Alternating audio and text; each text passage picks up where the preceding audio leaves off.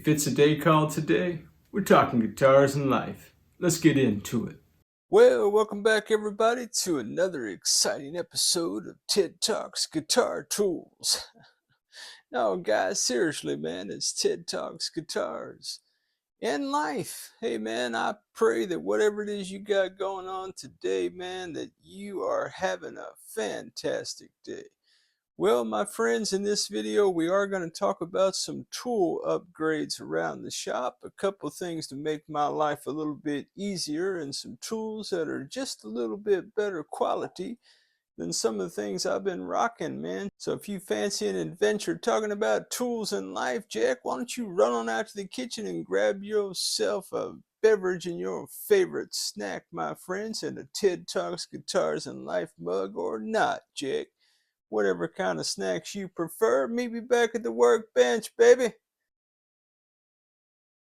Well, all right, my friends, welcome back. I have been rocking since, I don't know, past year and a half or so, this Eluiz ILUIZ guitar neck straightness check tool that I got on Amazon.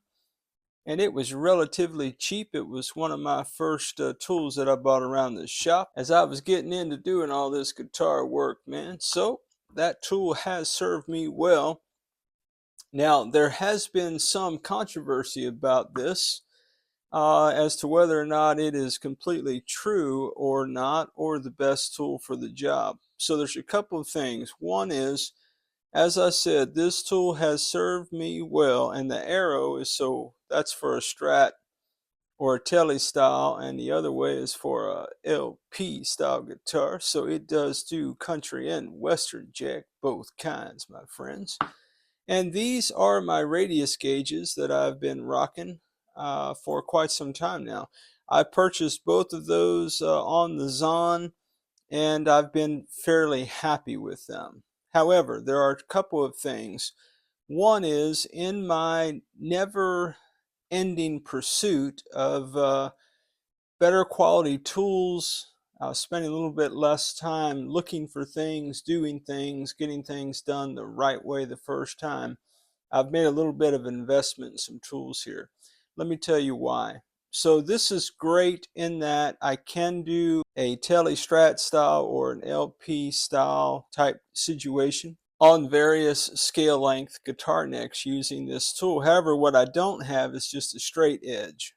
Okay, this is a not straight edge. I don't have anything that's just perfectly straight if I wanted to check alignment without it being notched.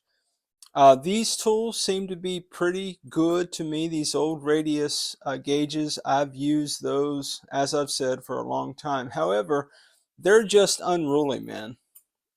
They live in a drawer, and if you've ever seen me wrestle with these in any of my vids, you know what a chore that can be. So what I'm going to do is probably what I should have done a while back, and I'm just going to throw a zip tie through here and at least keep these things copacetically together for me before I'm gonna stow them away, because I'm gonna replace them with a different product. Okay, so out with the old, although I'm gonna keep them around the shop clearly and still may have some purposes for both of these tools, but I'm gonna copacetically put these away and show you what we're gonna be doing now, man. Yeah, guys.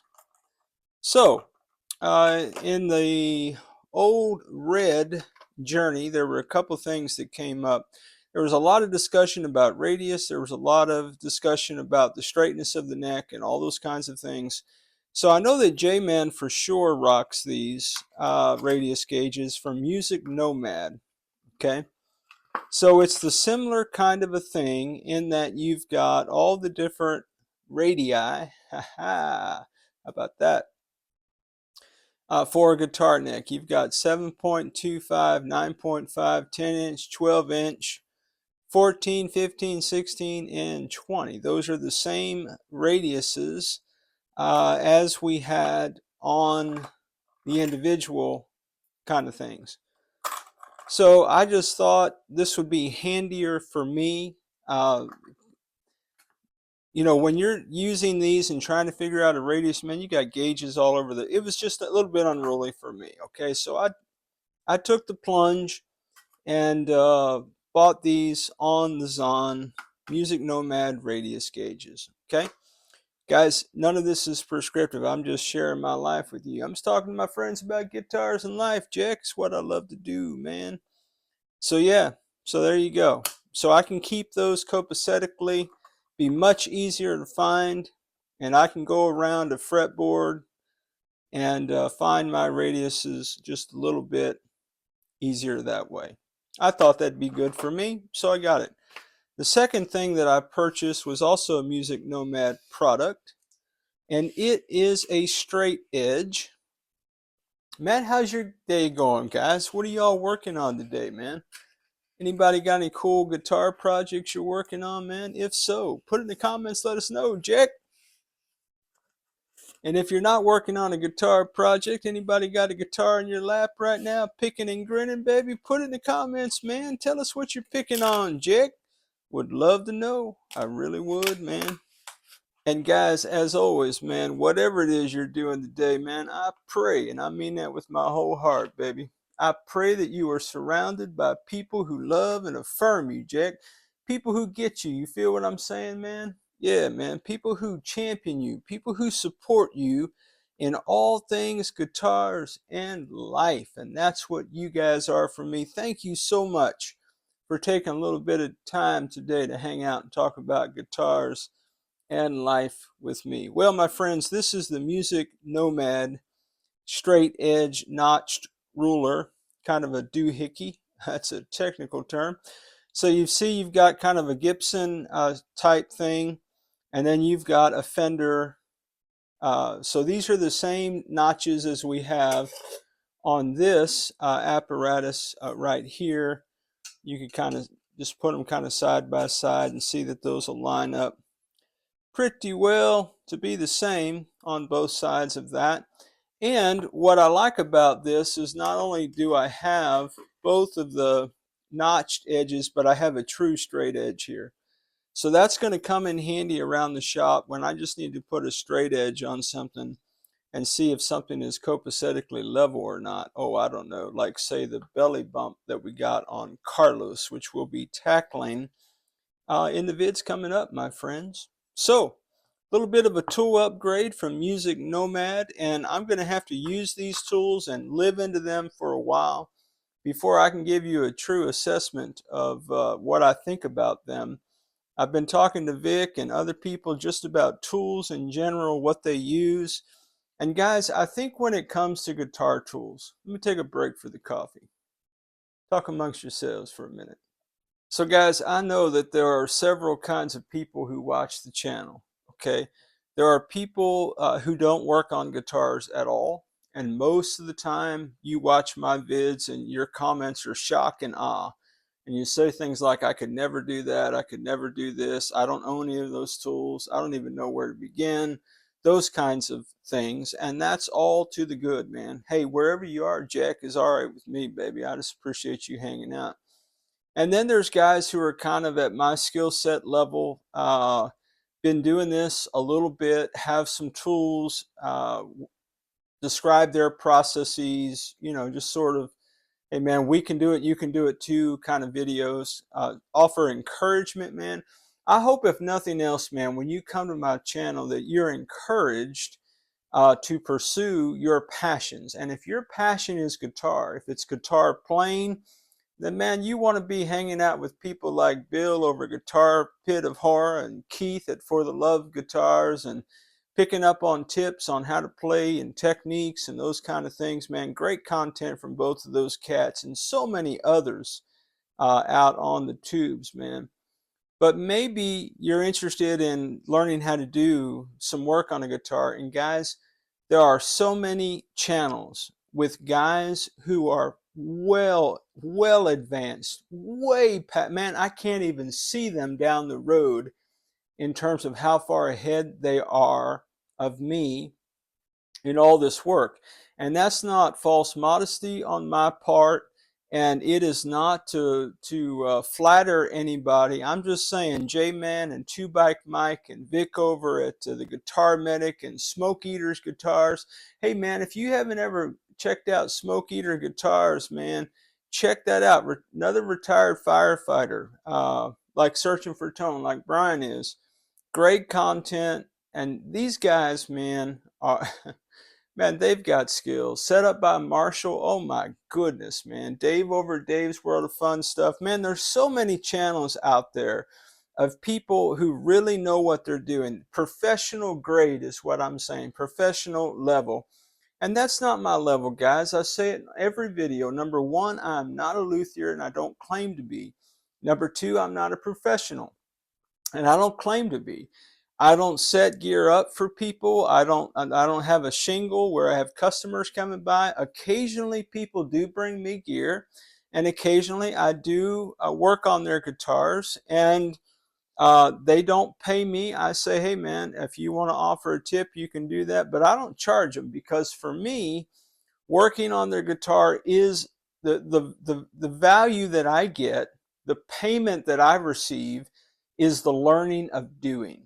Okay, so I'm not a luthier, I'm not a professional. All this channel has ever been is one man's journey. Okay, so as it relates to tools, I think it depends where you are. If I was going to hang a shingle and maybe do serious luthier work someday down the road when I grow up, okay, if I ever grow up and become a luthier, if I was going to move into a professional level, open a shop, to the public, solicit customers, clients, all those kinds of things, man, I might go out to StuMac and I might drop hundreds of dollars on professional grade products. For me, I just purchase what works for me. So guys, we could go back and talk about my Guyker sanding beams. We could rehash the Kayash Music, aka Do-Pro sanding beam, and I have a video where I compare and contrast these two tools. Okay, one of them is like $17, one of them is, $40, but you get two, one radius on either side of that, and I own two of these. Okay, so we could think about just the cost of that. I have a beveling level that I invested in, and it is all jacked up because I had to learn how to use it the right way. And some would say maybe I still need to keep learning, Jack.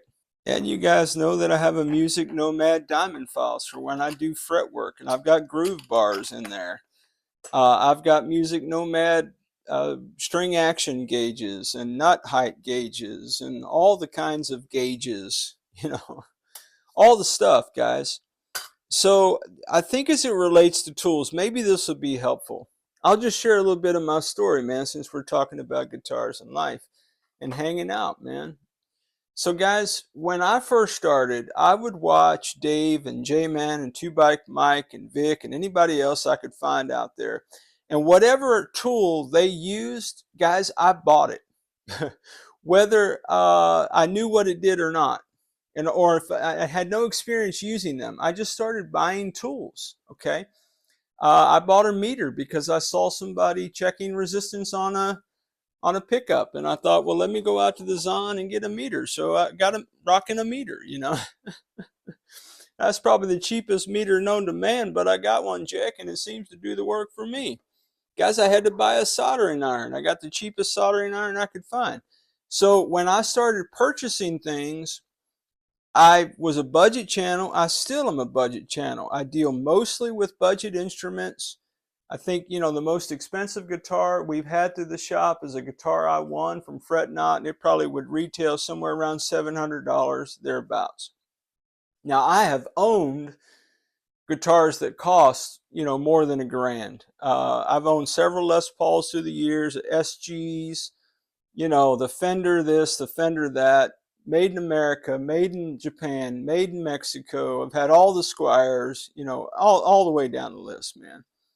So for me, I think when you're assessing tools, there's an argument to be made. Okay, if you want to do the job right, you buy the very best tools. Okay, but you also have to factor in your budget and how often are you going to use the tools. Okay. There are workarounds for all of this stuff, okay? Some would say, man, you don't even need a straight edge. You just need a level that's leveled, Jack. All right.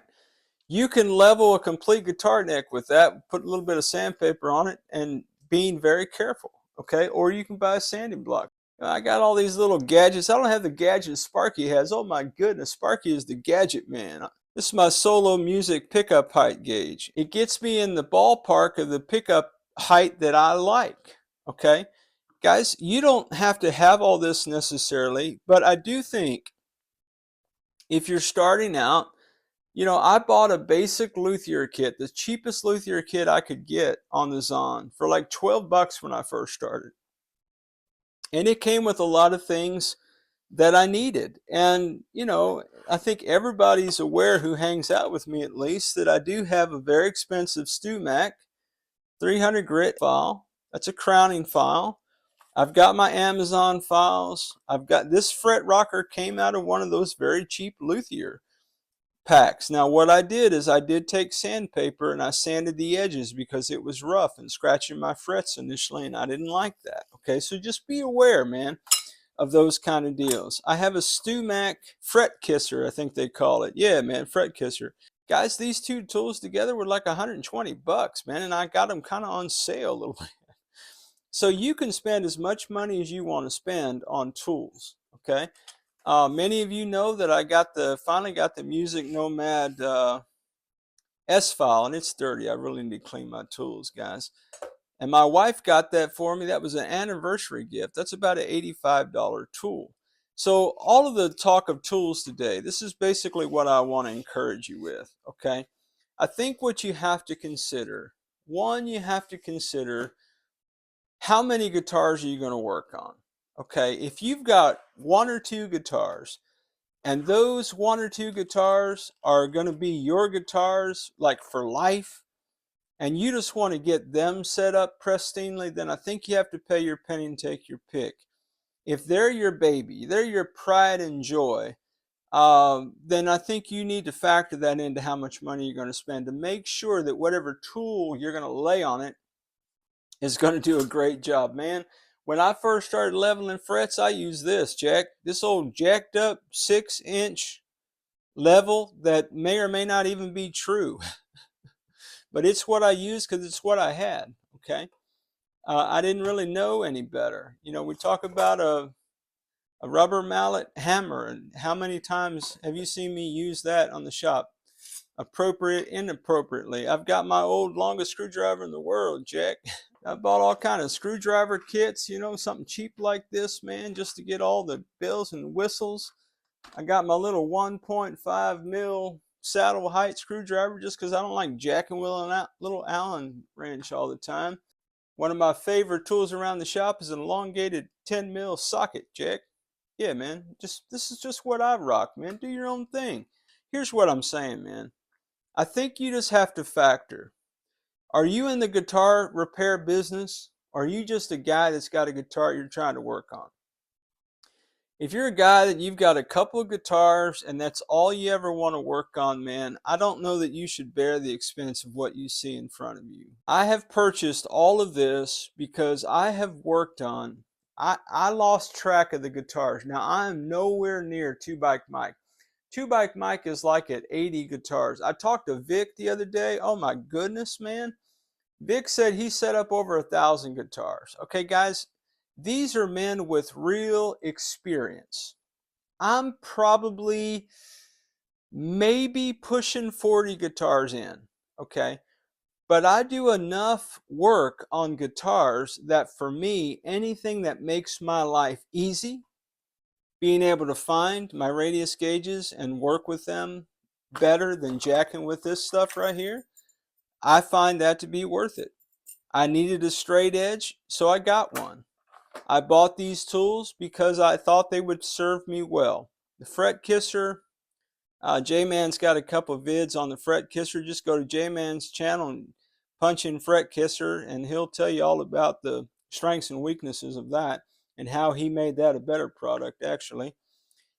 This is hit and miss for me, just because there's no safe edge in there, and I can be a little heavy-handed. Anyway, guys, I'm not trashing products, nor am I promoting products. You buy what you want to buy. Nobody sent me anything you see here for free, Jack. I paid for all of this, and I've got a whole box of tools off camera. And the only reason they're not over here and me just loading this table up is because I didn't want to walk across the room. However, I might as well walk across the room since we're talking about guitars. So here's your Dunlap Uniwrench. Here's your Music Nomad nut height gauge.